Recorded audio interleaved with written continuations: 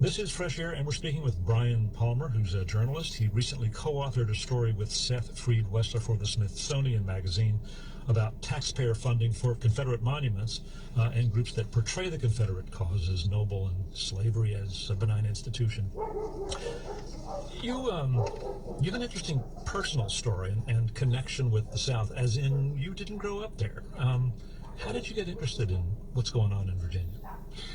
I didn't have a very strong relationship with either my dad or the South until he passed away in April 2011. My wife and I came down to go through his stuff, and we found a picture of 9 old black people, including an aunt and my dad, standing behind a handmade headstone with the name Matthew Palmer on it. I knew almost nothing about Matthew Palmer. No one in the family did, other than he was my great-grandfather. So I tried to arrange a trip to that cemetery because I knew what the place was. It was Camp Perry. My dad had talked for years as I was growing up about getting thrown off the family land where they had a farm, they had animals, to create this military base. And it was a traumatic and riveting experience for him. Did you ever find the headstone of Matthew Palmer, your ancestor who fought for the Union Army? Oh, absolutely. So that headstone is out in the open, and it's actually in a burial ground, which is right next to a shooting range. So it's an area that's kept pretty clear.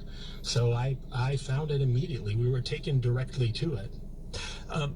What did you learn about your own ancestors there?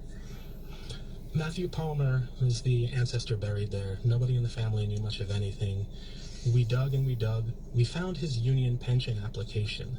We found a number of different pieces of his past. It was very difficult to assemble the story of someone, an African-American born before 1865, because they were, well, if you were enslaved, you were treated as property. So his history really starts from 1865, but he gets to tell the story in his Union pension application.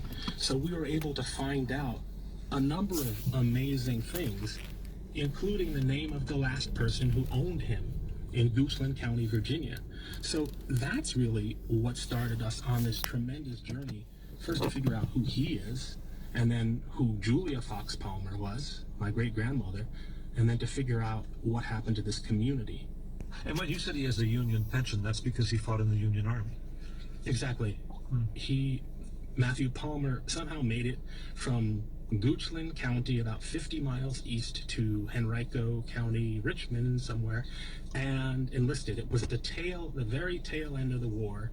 He served mostly in Texas when United States colored troops, that was the segregated arm of the U.S. Army, were dispatched to Texas. So most people didn't do much fighting. They did a lot of dying from cholera and other diseases.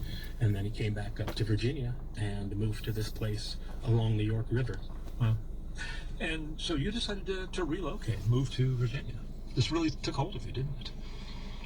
It did. I was in Brooklyn at the time. It's hard to communicate how fundamental the change was. But then when we did that digging, I learned about enslaved people who resisted, who voted with their feet and fled to Union lines. This isn't just a story about Harriet Tubman and Frederick Douglass. This is an entire narrative of hundreds of thousands of people, and I didn't know that narrative as an African American on the verge of 50. So I was really thought that's pretty pathetic.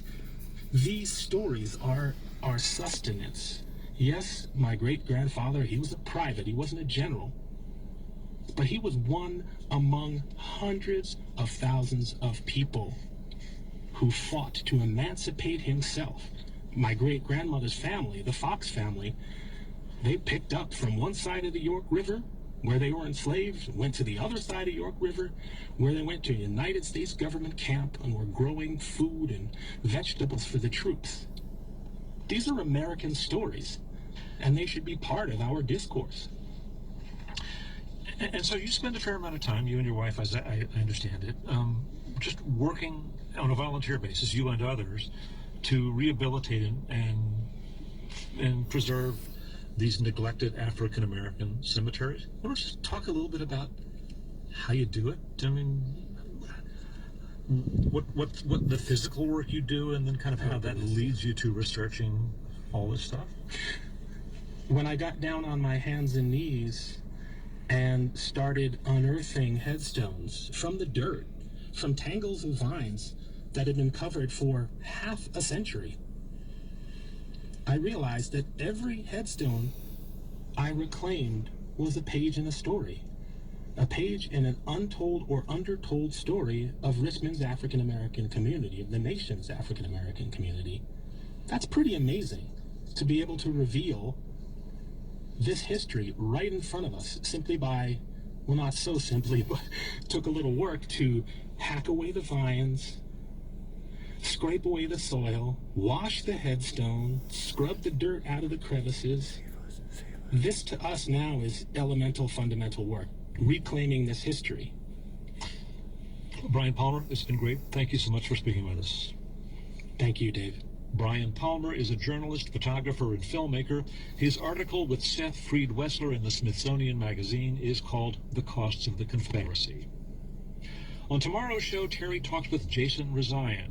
He was the only American citizen reporting from Iran on a permanent basis when he was arrested in 2014, accused of being a spy and held in one of Iran's most notorious prisons. After 2.5 years, he was released thanks to the efforts of his employer, the Washington Post, the Obama administration, and his family. Rezaian is suing the Iranian government, and he has a new memoir. Hope you can join us. Fresh Air's executive producer is Danny Miller. Our interviews and reviews are produced and edited by Amy Sallet, Phyllis Myers, Sam Brigger, Lauren Krenzel, Heidi Saman, Teresa Madden, Mooj Zadie, Thea Challoner, and Seth Kelly. Terry Gross returns tomorrow. I'm Dave Davies.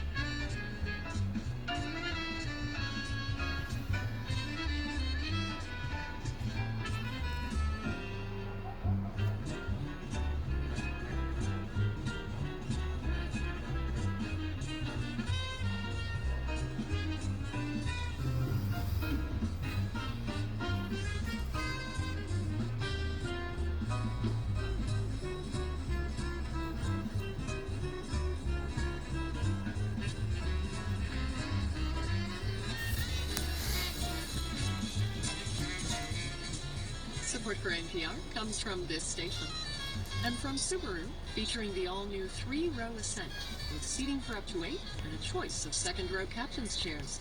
Love, it's what makes a Subaru Subaru. Learn more at Subaru.com.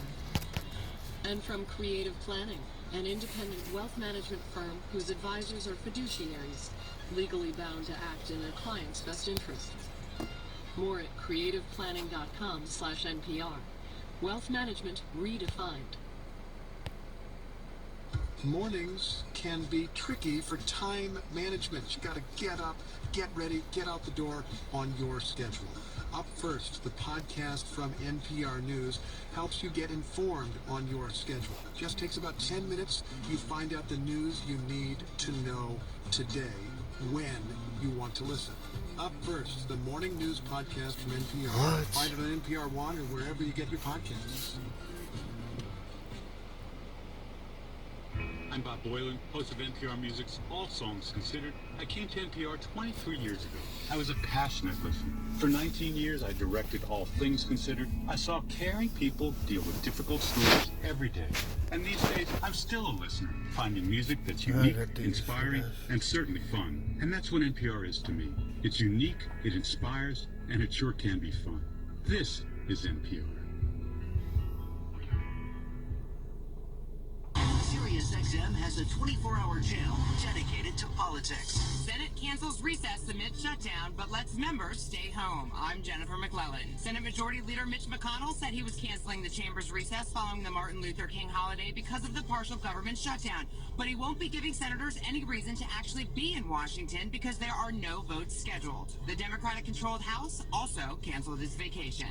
Your preset for politics, open 24/7, is POTUS Channel 124.